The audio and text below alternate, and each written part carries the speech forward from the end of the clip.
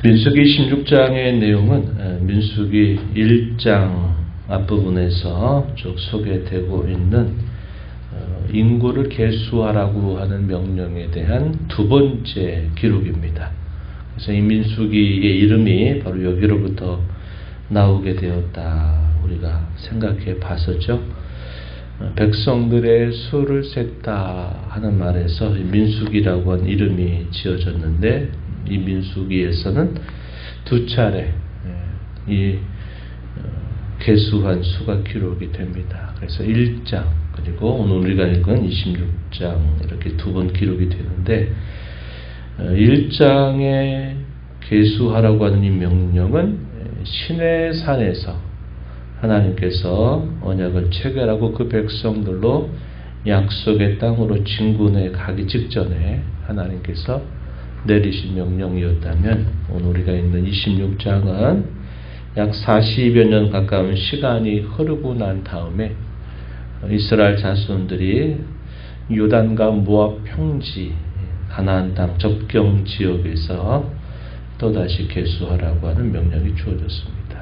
약 40여 년 세월 동안 어떤 큰 변화가 있었느냐 하는 내용들은 우리가 뒷부분에서 읽은 것과 같이 애굽에서 나온 20세 이상의 장정 중에서 그때까지 살아남은 사람은 누가 있다 이렇게 보냐면 모세는 아직까지 지도자 있기 때문에 살아있고, 여호수아와 갈렙 외에는 단 한 사람도 살아남지 않았다 이렇게 말합니다. 참 놀라운 일인데, 이것은 하나님께서 그 백성들에게 하셨던 그 말씀대로 이루어진 일이었다 하는 겁니다. 그래서 거의 다 세대교체가 이루어져 버렸다 하는 사실들을 보여줘요. 이게 큰 변화의 내용입니다. 변하지 않는 내용들은 어떤 내용이냐 하니까, 처음에 이스라엘 백성들이 애굽에서 나와서 시내산을 계수할 때의 인원수와 약 40여 년이 지나고 난 다음에 약속의 땅을 바로 내다보고 있는 그때에 파악된 인구의 수가 거의 비슷하다는 겁니다. 참 놀라운 일입니다. 이것은 지난 40년 동안 하나님께서 그 백성들을 향하여 얼마나 신실하셨는가 하는 것을 보여주고 있다 하는 것입니다. 오늘 우리가 읽은 말씀을 좀 살펴보면 1절부터 4절 내용에서 제 두 번째 인구 명령을 조사하라고 하는 명령을 내리시는 내용입니다. 1절에 보세요. 연병 후에 모압 평지에 다다른 때에도 바알볼 사건에 또 이스라엘 자손들이 함께 유혹을 받아서 그 죄에 가담하는 일로 인하여 24,000명이 정도 되는 많은 사람들이 연병으로 말미암아 죽음을 맞게 된 사건이 기록이 됩니다. 엘르아살의 아들이었던 비느하스의 하나님을 향한 질투심, 하나님을 향한 그 온전한 사랑으로 말미암아 일이 마무리가 되었다 하는 것을 우리가 어제 읽었었고요. 연병 후에 모압 평지에서 하나님 20세 이상으로 싸움에 나갈 만한 자를 계수하라 이런 명령을 또다시 내리셨습니다. 그래서 그 명령을 따라서 이제 인원수를 쭉 계수하게 되는데, 루벤 지파로부터 시작해서 시므온, 갓, 유다, 이사갈, 스불론, 므낫세, 에브라임, 베냐민, 단, 아셀, 납달리에서 12지파들을 쭉 소개를 해주고 있습니다. 좀 처음에 비해서 많이 준 그런 지파들도 있고, 또 오히려 늘은 지파도 있다 하겠습니다. 예를 들어 시므온 지파 같은 경우에는 많이 줄었습니다. 처음에 비해서 많이 인원이 줄었고, 반면에 인원수가 는 지파들은 또 여러 지파들이 있습니다.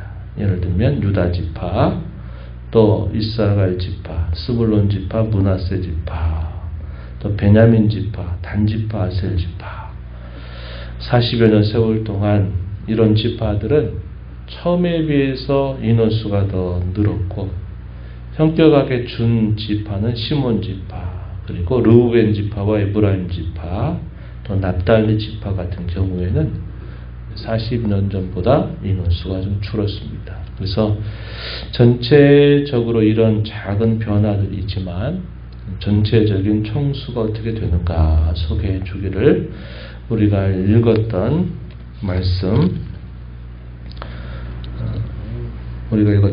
중에서 아까 후 뒷부분에 읽었던 말씀이죠.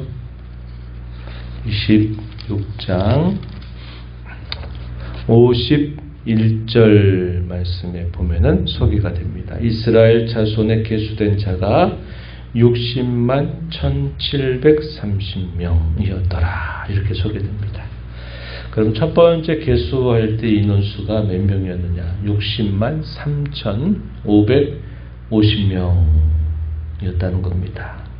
그래서 한 2000명 가까이 차이가 나긴 하지만 전체 수에 비하면 큰 차이를 보이지 않는다는 겁니다. 그래서 놀랍게도 처음에 나왔던 그 인원들이 그대로 인원수가 보존되었다 하는 사실을 보여주고 있습니다. 그리고 그것을 나중에 그 백성, 그 지파들이 들어가서 땅을 차지하게 될 때 그 분배의 원칙에 대해서는 52절 이하에서 몇 가지로 소개해 줍니다. 인원수가 많은 데는 좀 많이 차지하도록 하라. 그래서 인원수에 비례하라고 하는 원칙, 제비뽑기 방식을 통해서 그것을 정하게 하는 방식, 또 조상 지파의 이름을 따라 그 이름을 짓게 하는 원칙, 이런 세 가지 원칙이 그들이 약속의 땅을 분배받게 될 때 원칙이었다 하는 내용들이 소개가 됩니다. 52절부터 55절까지 소개가 되고요. 이어서 레위인들의 수가 기록이 됩니다. 57절부터 62절까지 소개가 되는데 종족대로 게르손 자손, 또 고핫 자손, 무라리 자손 이렇게 되고 레위 종족들에 대한 소개가 이어집니다. 특별히 이 모세에 대한 좀 내력이 소개가 됩니다. 이 모세 같은 경우에는 아버지 아므람 저 요게벳에게서 태어났습니다. 아론과 모세와 미리암이 태어났다 하는 것에 대해서 소개가 되어 고핫 자손으로부터 그렇게 소개가 되고 있습니다. 그리고 아론의 경우에 특별한 두 아들에 대한 이름이 소개가 되죠. 61절 레위기 10장에 나와 있는 사건을 회고하게 하는 말씀입니다. 61절 말씀을 보시면 나답과 아비후는 다른 불을 여호와 앞에 들이다가 죽었더라. 충격적인 사건이었다 그랬죠. 여호와께서 명령하시지 않은 다른 불로 분양하다가 여호와의 치심을 받아서 즉각적으로 죽게 되는 그런 충격적인 사건이 있었다 하는 것이고, 왜 하나님께서 그렇게 하셨는가? 우리가 지난주에도 살핀 바와 같이 나는 나를 가까이 하는 자들에게서 거룩함을 입어야 된다. 내 영광을 나타내야 된다 하는 말씀을 하시면서 그러한 일을 행하시게 된 배경에 대해서 말씀하셔서 하나님 앞에 이 제사의 직무를 수행하게 될 때 철저하게 주의 말씀에 따라서 제사를 드려야 하는 것을 말씀하셨던 것 우리가 함께 떠올려 볼 수 있는 기록입니다. 그렇다면 레위인들의 숫자가 총 얼마가 되었느냐? 1개월 이상의 수로 계수했더니 그 수가 23,000명으로 기록이 되어 있습니다. 62절 보면은 23,000명.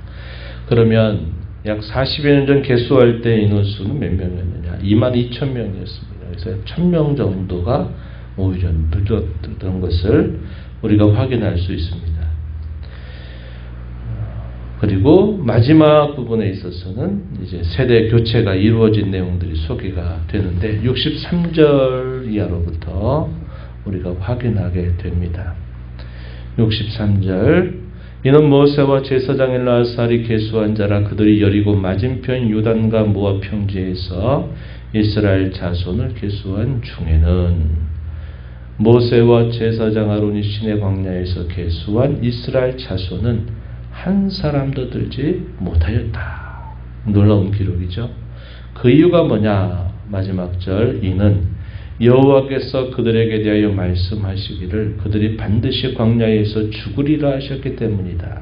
이러므로 여분네 아들 갈렙, 눈의 아들 여호수아 외에는 한 사람도 남지 아니하였더라.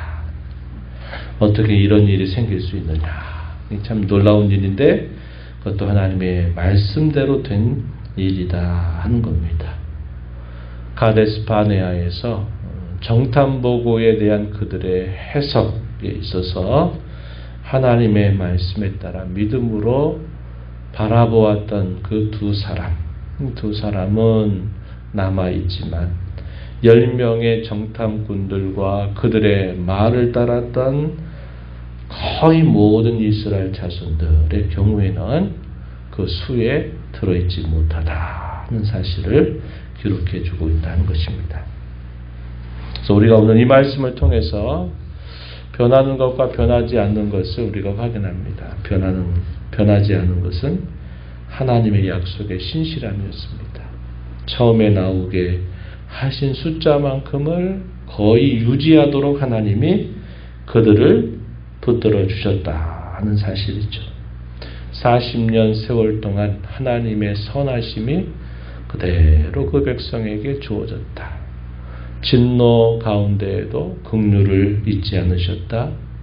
하나님이 진노하시는 것은 잠깐이지만 그가 베푸시는 사랑은 영원하시다 하는 사실을 우리에게 분명히 보여주고 있는 겁니다. 우리의 살아온 인생을 살펴봐도 마찬가지일 겁니다. 우리가 하나님 앞에 범하는 수많은 실수와 잘못과 죄에도 불구하고 여기까지 하나님 우리의 삶을 인도하신 것을 보게 되면 하나님이 얼마나 신실하신 분인가, 얼마나 많으신 긍휼과 자비를 저와 여러분의 인생 속에 베풀어 주셨는가를 우리가 확인할 수 있게 됩니다. 반면에 변했던 것들이 많이 있었죠.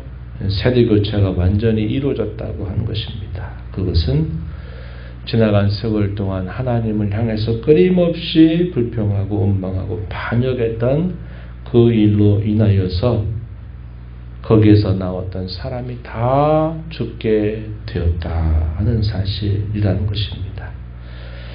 끊임없는 영적인 전투가 벌어지고 있는 현장이었다.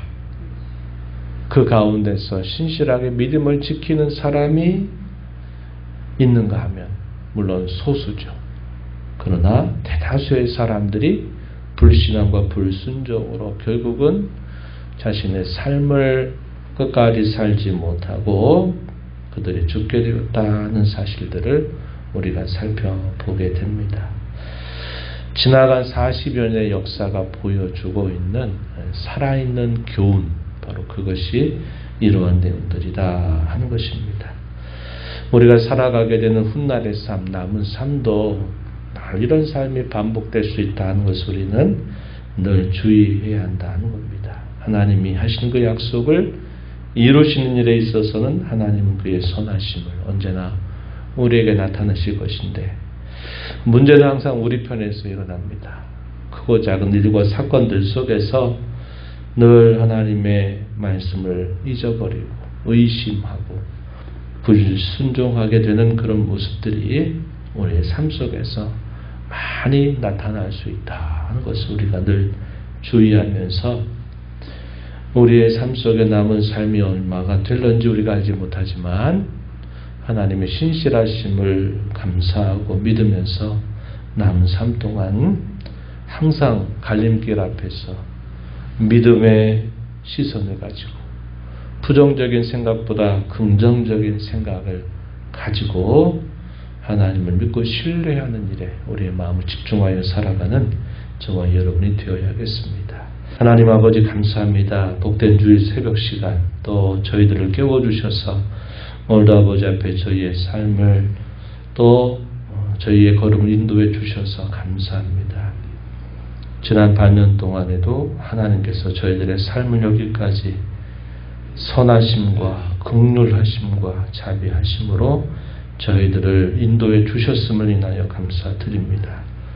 지난 40년 동안 참 많은 그런 어려움과 또 많은 일과 사건들 속에서 하나님은 그 백성들의 수를 그대로 유지하시도록 약속을 이행하신 하나님의 선하심을 보여주셨습니다.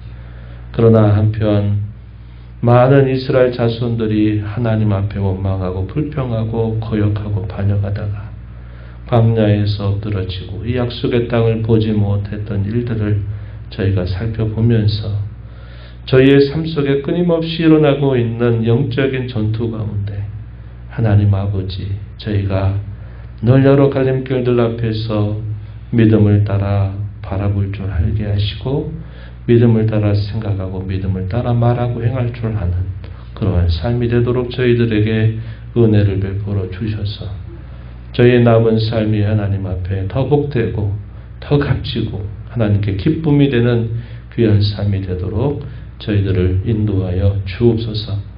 은혜의 보호자 앞에 나와서 아버지 은혜를 구하는 모든 심령들의 간구를 귀 기울여 주시고 응답해 주시기를 바라며 예수님 이름으로 기도하옵나이다. 아멘.